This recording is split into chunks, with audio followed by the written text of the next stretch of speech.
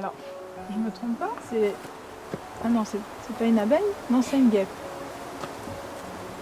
Oui, bah, il y avait beaucoup de... En fait, ça va être un paradis pour les insectes, pour les scorpions, les guêpes, les lézards, Alors, les serpents.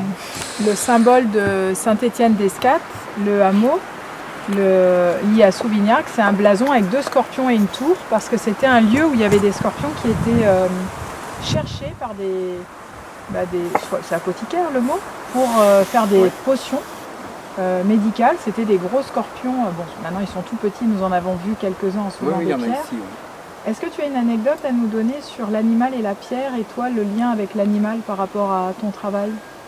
L'animal en général Dans le sens où ou le tu scorpion? travailles avec les animaux, enfin tu travailles avec les éléments. Le scorpion, tu as quelque chose? Bah, le scorpion, moi je les ai découverts ici parce que chez nous il n'y en a pas et en fait... Donc tu en as vu? Ah oui, oui, il y en a ici. Oui. Bah, j'en ai vu dans les tas de cailloux quand il faisait plus chaud. Parce que là ils sont planqués parce qu'il fait trop froid. Mais oui, oui, c'était même assez surprenant au début. Ah, je suis contente. Oui. Il y en a plein, hein, mais il y a plein d'animaux, mais là les scorpions, oui, c'était assez nouveau. Des petits noirs. Moi, tu m'avais toujours dit que tu travaillais en bonne entente avec les Bah, animaux. il faut toujours être en bonne entente avec tout. C'est pareil. Les abeilles, moi j'ai travaillé sur des bâtiments où il y avait des nids d'abeilles sauvages, dites sauvages.